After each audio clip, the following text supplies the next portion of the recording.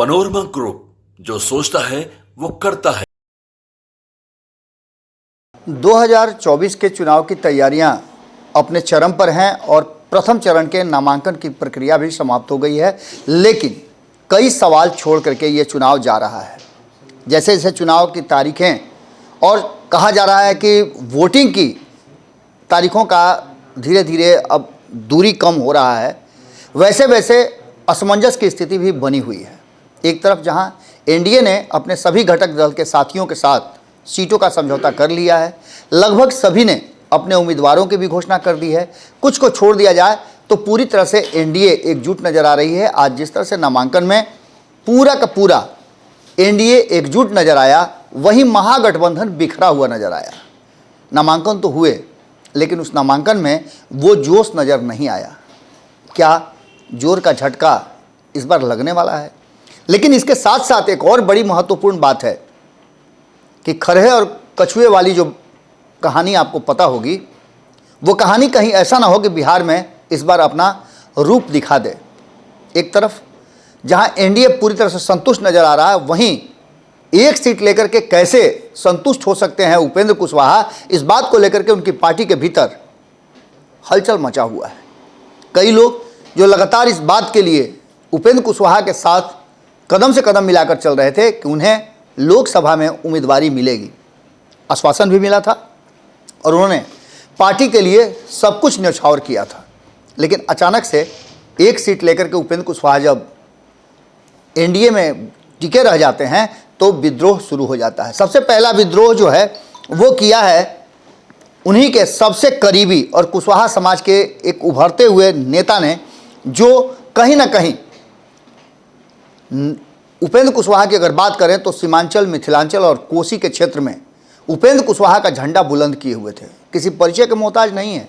मैं बात बैद्यनाथ मेहता की कर रहा हूं, जिन्होंने आरएलएम से इस्तीफा दिया है। उनके कई कार्यक्रम हुए हैं जो रिकॉर्ड भीड़ के साथ समाप्त भी हुए हैं, और इस बात को लेकर के कई बार उपेंद्र कुशवाहा को गर्व महसूस हुआ है कि इस तरह के नेता उनके साथ जुड़े हुए हैं। चाहे वो पार्टी को संभालने की बात हो, पार्टी को समायोजित करने की बात हो या संगठनिक बात हो, हर जगह बैद्यनाथ मेहता खड़े नजर आए हैं। लेकिन आज वही बैद्यनाथ मेहता विद्रोही हो गए हैं। उन्हें भरोसा ही नहीं हो रहा है कि इस तरह से उपेंद्र कुशवाहा कर सकते हैं और एक सीट पर समझौता कर सकते हैं। उनके विद्रोही तेवर और उनके जनाधार को लेकर के कई तरह की बातें सामने आ रही है।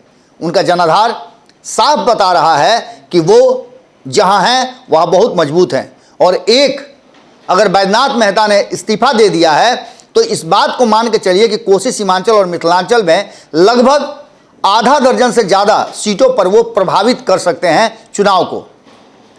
बैद्यनाथ मेहता को लेकर के हमने पहले भी कई खबरें आपको दिखाई हैं। हमने आपको बताया था कि बैद्यनाथ मेहता को लेकर के सुपौल की जनता में गजब की दीवानगी है। जिस तरह से कभी आपने देखा कि चिराग पासवान को लेकर के दीवानगी लोगों में नजर आई थी, उसी तरह से अब बैद्यनाथ मेहता को लेकर के भी लोगों में दीवानगी रही है। बैद्यनाथ मेहता की बहुत सारी तस्वीरें आपके सामने से गुजर रही होंगी। इन तस्वीरों के अलावे हम आपको ये भी बता दें कि बैद्यनाथ मेहता अगर जिस तरह से लगातार उन पर डोरे डाले जा रहे थे, कई दल उनको अपने तरफ करना चाहते थे। जहां एक तरफ उनको अपने तरफ करने के लिए पूरी तैयारी राष्ट्रीय जनता दल ने किया था, वहीं कांग्रेस ने भी कम उनके ऊपर डोरे नहीं डाले थे। लेकिन इन सारी परिस्थितियों को दरकिनार करते हुए उन्होंने उपेंद्र कुशवाहा में अपनी आस्था व्यक्त की थी।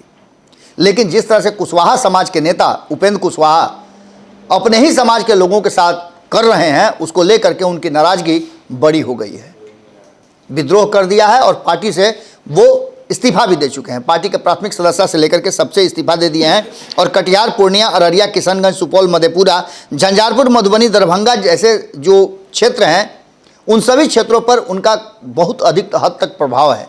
बात करें सुपौल की तो सुपौल में हर घर में उनकी पहुंच है और पैठ है। लगातार वो अपने 7 साल बाकी नौकरी को छोड़कर सुपौल की जनता का सेवा करना शुरू किया है, उनके साथ जुड़े रहे हैं। उसका असर दिखा है। हमने कई सर्वे किए हैं, उन सर्वे रिपोर्टों में भी ये बात सामने आई है।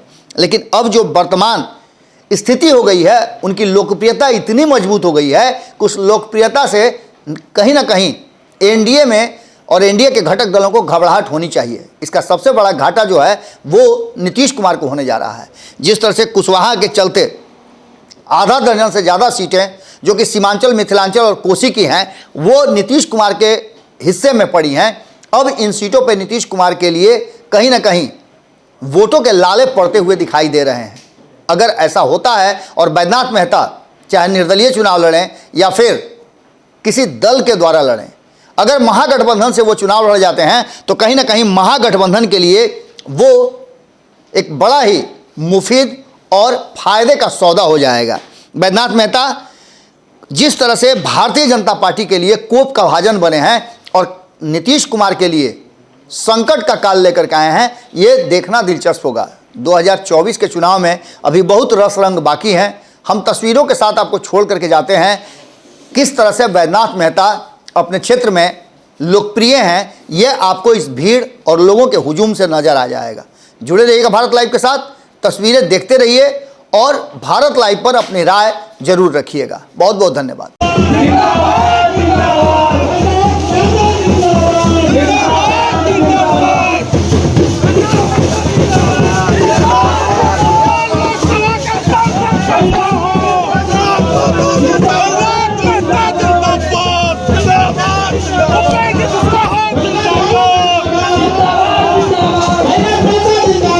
बिहार से नहीं लोग भारत में नहीं दुनिया के किसी कोने में दोस्तों इन्हीं सब विषयों को लेकर के मेहता जैसा हो, सुपौल का सांसद कैसा हो, बैद्यनाथ मेहता जैसा हो। बैद्यनाथ मेहता जिंदाबाद जिंदाबाद जिंदाबाद, बैद्यनाथ मेहता जिंदाबाद जिंदाबाद जिंदाबाद, गरीबों का मसला बैद्यनाथ मेहता जिंदाबाद जिंदाबाद जिंदाबाद, गरीबों का मसला बैद्यनाथ मेहता जिंदाबाद जिंदाबाद जिंदाबाद, बैद्यनाथ मेहता जिंदाबाद जिंदाबाद जिंदाबाद। सुपौल का सांसद कैसा हो, बैद्यनाथ मेहता जैसा हो। सुपौल का सांसद कैसा हो, बैद्यनाथ मेहता।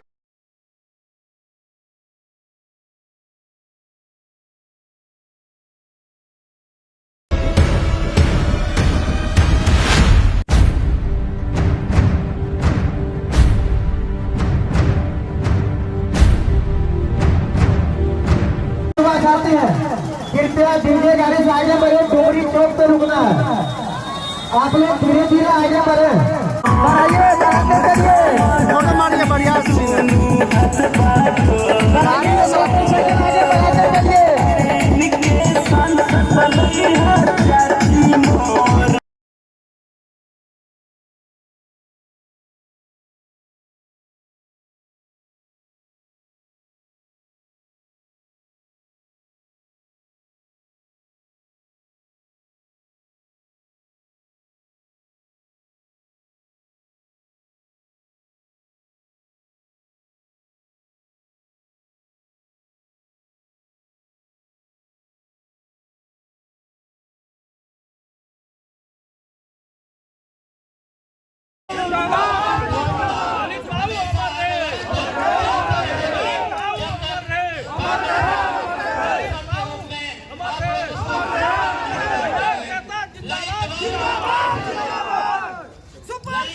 पनोरमा ग्रुप, जो सोचता है वो करता है।